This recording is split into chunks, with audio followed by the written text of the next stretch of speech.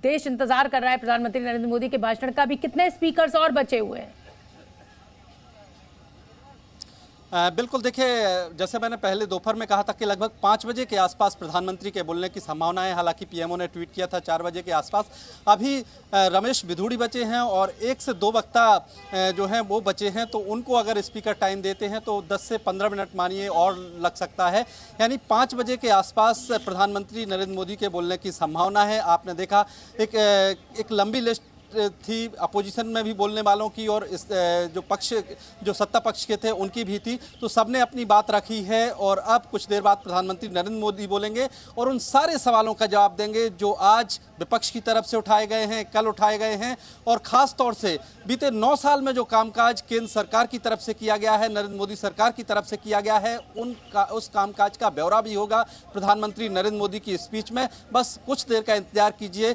2 से 3 वक्ता बचे हुए हैं जिनका नंबर आना है, और इसके बाद प्रधानमंत्री नरेंद्र मोदी जवाब देंगे इस पूरी बहस का। जी, तो मतलब कुल मिलाकर ब्रह्म प्रकाश, आप ये कह रहे हैं कि अभी 15 से 20 मिनट का वक्त और लग सकता है, और अगर मैं घड़ी देखूं तो 4:38 हो रहा है। आपकी बात बिल्कुल सही साबित हुई। आप शुरू से कह रहे थे कि 5 बजे ये भाषण होगा, लेकिन क्योंकि पीएमओ का ट्वीट आ गया था तो हमें लग रहा था कि अब 4 बजे ये भाषण शुरू हो जाएगा, और लगातार हम दिखा भी रहे थे अपने दर्शकों को, लेकिन ये विलंब हो रहा है। मेरा सवाल अब आपसे यही है कि देखिए, आप भाषण तो 15 से 20 मिनट में शुरू हो जाएगा। कल मणिपुर के मुद्दे पर विस्तार पूर्वक गृह मंत्री अमित शाह ने देश को जानकारी दी, सदन को जानकारी दी, विपक्ष के सवालों का जवाब दिया। आज क्या लगता है प्रधानमंत्री नरेंद्र मोदी के भाषण का, जिसे कहा जाए कि मुख्य आकर्षण, कौन से वो बिंदु हैं जिन पर आज प्रधानमंत्री आपको लगता है कि फोकस कर सकते हैं? देखिए, मैं आपको बता दूं, शोभना 2018 में जब अपोजिशन ने एक नो कॉन्फिडेंस मोशन लाया था, उस वक्त जब प्रधानमंत्री जवाब दे रहे थे तब भी मैं प्रेस गैलरी में मौजूद था और वो जवाब सुना था। और इस बार जो प्रधानमंत्री का जवाब रहने वाला है वो भी लगभग उसी तरह से रहेगा। प्रधानमंत्री जब जवाब देते हैं तो वो उन सारे सवालों के जवाब रखते हैं जो अपोजिशन की तरफ से उठाए जाते हैं। एक महत्वपूर्ण बात होती है, जो भी महत्वपूर्ण सवाल उठाए जाते हैं उनका जवाब प्रधानमंत्री के जवाब में रहता है। दूसरी बड़ी बात यह है कि प्रधानमंत्री इसके साथ साथ उस कामकाज का ब्यौरा भी देते हैं जो उनकी सरकार ने किए हैं, उनका डिटेल में ब्यौरा देते हैं और अच्छे से समझाते हैं। ऐसा नहीं कि सीधा सपाट भाषण होता है। प्रधानमंत्री जब आते हैं तो आंकड़ों के साथ आते हैं कि उनकी सरकार ने 9 साल में क्या क्या किया। उनके आंकड़े आप देखेंगे कि लोकसभा में प्रधानमंत्री नरेंद्र मोदी विस्तार से रखेंगे कि आखिर अर्थव्यवस्था को लेकर जो आज 5वें नंबर पर देश की अर्थव्यवस्था आई वो कैसे आई, क्या क्या कामकाज हुआ। अगर इसके अलावा टेररिज्म को कंट्रोल करने के लिए बात करें तो उसको लेकर सरकार ने क्या क्या काम किया। तो एक कहें कि विस्तृत तस्वीर आप प्रधानमंत्री के भाषण में देखेंगी सरकार के कामकाज की भी, और जो विपक्ष ने सवाल उठाए हैं उनके जवाब के साथ ये प्रधानमंत्री का जवाब होगा। ठीक है, ब्रह्म प्रकाश बने रहिए। मनीष शुक्ला, जी न्यूज संवाददाता, भी मेरे साथ लाइव जुड़ गए। मनीष, ये इंतजार जो है वो लंबा होता जा रहा है। 4 बजे भाषण शुरू होना था और लगभग 40 मिनट का विलंब हो चुका है, और ब्रह्म प्रकाश जानकारी दे रहे हैं कि अभी 2 से 3 स्पीकर्स और बचे हुए हैं। रमेश बिधूड़ी बचे हुए हैं और भी 2 सांसद बचे हुए हैं। तो लगता है कि 5 बजे के करीब ये भाषण शुरू होगा। लेकिन अगर मैं आपके अनुभव की बात करूं और ये जानना चाहूं आपसे कि आपको क्या लगता है कि आज प्रधानमंत्री नरेंद्र मोदी के भाषण में मुख्य फोकस किन चीज़ों पर हो सकता है? जी हाँ, बिल्कुल शोभना जी, जैसा आपने भी कहा कि इंतजार हो रहा है प्राइम मिनिस्टर के बोलने का, क्योंकि 4:15 बजे के करीब ये कहा जा रहा था कि वो स्पीच देंगे, जो नो कॉन्फिडेंस मोशन जिस तरीके से कांग्रेस की तरफ से लाया गया है। लेकिन जो सबसे बड़ी बात है कि देखिए, इस पूरे जब विपक्ष मणिपुर को लेकर के सरकार को घेर रहा है, प्राइम मिनिस्टर को घेर रहा है, तो यहाँ पर एक स्ट्रेटजी बनाई गई है कि ये एक अच्छा मौका भी है सरकार के लिए भी कि वो लोकसभा के बहाने लोगों तक जो सरकार के पिछले 4 साल के कामकाज हैं या 9 साल के कामकाज हैं उसकी जानकारी दी जाए। अगर आप देखें तो चाहे जो भी स्पीकर सरकार की तरफ से आए, उन्होंने ज़्यादातर यही फोकस किया, जो प्राइम मिनिस्टर मोदी भी जब बोलेंगे थोड़ी देर में, तो वो जो सरकार ने बेहतरीन काम किए हैं लोगों के भले के लिए, तमाम जन कल्याण से जुड़ी हुई जो योजनाएं लॉन्च की गई हैं उसकी जानकारी देंगे बहुत ही डिटेल में।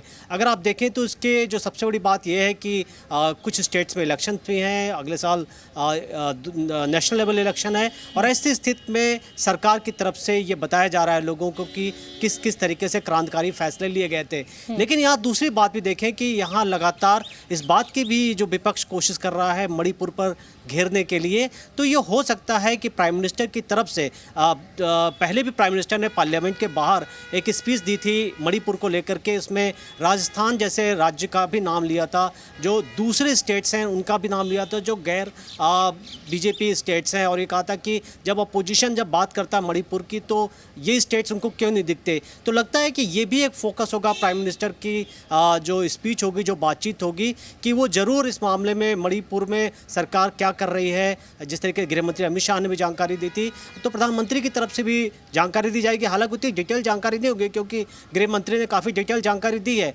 लेकिन यहाँ पर ज़रूर जो इंडिया जो नाम से फ्रंट बना है उसके ऊपर ज़रूर प्राइम मिनिस्टर टारगेट कर सकते हैं, उसकी जो तरीके उस पर टारगेट कर सकते हैं। और ये बात करते हैं कि महिलाएं या लड़कियां किसी भी स्टेट्स की हो, अगर उनके साथ क्राइम होता है तो क्राइम उतना ही सीरियस है जितना अगर मणिपुर में होता हो। तो यही देखने की बात है कि किस तरीके से इस पूरे मामले को प्राइम मिनिस्टर जब बोलना शुरू करते हैं तो इस बात को रखते हैं। मनीष, कल गृह मंत्री अमित शाह का बहुत लंबा भाषण हुआ, लगभग 2 घंटे से ऊपर का, 2 घंटे 3 मिनट, 2 घंटे 5 मिनट का वो पूरा भाषण था। और जिसे कहा जाए कि पॉइंट दर पॉइंट एक एक सवाल का एक एक जवाब दिया गया, आंकड़े प्रस्तुत किए गए और सरकार के द्वारा क्या कदम उठाए जा रहे हैं ये भी बताया गया और बहुत डिटेल्ड तरीके से बताया गया।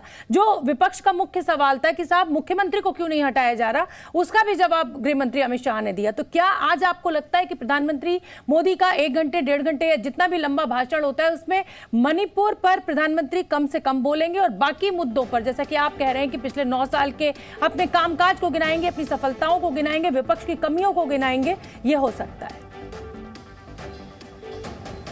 जी बिल्कुल यही होने वाला है, क्योंकि देखिए गृह मंत्री ने फैक्चुअल जो रिपोर्ट है, जो तमाम सिक्योरिटी एजेंसी से रिपोर्ट है, उसका उन्होंने बैकग्राउंड जानकारी भी दी कि जो एथनिक जो ये क्लासेस चल रहे हैं ये कोई आज के नहीं है, पिछले कई सालों से चल रहे हैं। और उन्होंने जो सबसे बड़ी बात की कि किस तरीके से म्यांमार और जो इंडिया का बॉर्डर है जो मणिपुर से सटा हुआ, वहाँ पर क्या सिचुएशन है, किस तरीके से खुला बॉर्डर है और वहाँ पर कैसे म्यांमार से लोग आकर के पिछले कुछ सालों में बॉर्डर के एरिया पर आकर के बसे हैं। और इस मामले में ये भी बहुत ज़रूरी है कि कोई भी ऐसा स्टेटमेंट ना दिया जाए जिससे वो आग में घी का काम करे मणिपुर को स्थिति को लेकर के। तो ऑब्वियस है कि गृह मंत्री शुरू से, अगर आप देखें तो सत्ता पक्ष की तरफ से ही कहा जा रहा है कि गृह मंत्री तो बातचीत करने के लिए शुरू से तैयार थे, क्योंकि उनका एक पोस्ट है, उनका जो पद है जिसकी रिस्पॉन्सिबिलिटी है कि देश को बताएं कि उनकी जिम्मेदारी क्या है और किस तरीके से सिचुएशन को कर्टेल की जा रही है। लेकिन प्राइम मिनिस्टर की बात अगर आप करेंगे तो प्राइम मिनिस्टर किसी एक इंसिडेंट पर बात नहीं करेंगे,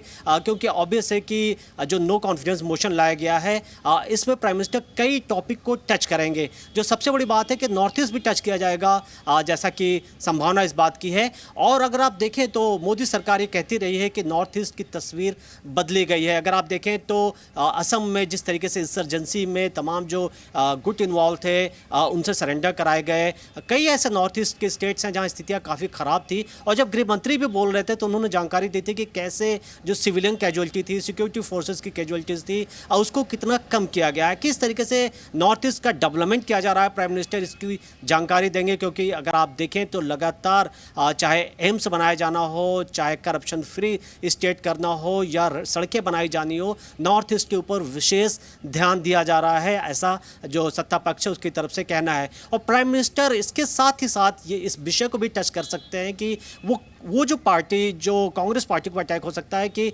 जो पिछले लंबे समय तक जो उन्होंने देश पर शासन किया, जब एथनिक क्लींजिंग हो रही थी, जैसा कि अगर आप देखें तो सिख राइट्स हुए या कश्मीरी पंडितों के साथ जो हुआ, उस पर क्यों नहीं बातचीत की जाती है, वो भी तो फेल्योर था कांग्रेस के शासन का। तो ये हो सकता है कि जब भी प्राइम मिनिस्टर आप देखें जब भी बोलते हैं तो उनके जो अटैक होते हैं काफ़ी मैसिव अटैक होते हैं और वो उन पॉइंट्स को लेकर के आते हैं जो अगर आप कह सकते हैं यूपीए का या कांग्रेस का जो फेल्योर माना जाता है अब तक, चाहे वो चाइना बॉर्डर को लेकर के हो या कश्मीर को लेकर के हो। और यही बात है कि सरकार ये कहेगी कि एक से कानून लाए जा रहे हैं, लोगों के भले के लिए काम किए जा रहे हैं। नॉर्थ ईस्ट के जो स्टेट के लोग हैं वो प्रधानमंत्री के दिल में हैं और ऑब्वियस है कि सरकार पूरी कोशिश कर रही है, क्योंकि ऐसी स्थिति है जहाँ पे स्थितियाँ बेकाबू हो गई हैं, लेकिन पहले के मुकाबले चीज़ें काफ़ी हद तक अब बैलेंस हुई हैं। बिल्कुल बिल्कुल मनीष, आप ठीक कह रहे रहे हैं। हमारे साथ दोनों जी न्यूज़ के रिपोर्टर्स बने हुए हैं और हमें इंतजार है प्रधानमंत्री नरेंद्र मोदी के भाषण का। जैसे ही शुरू होगा हम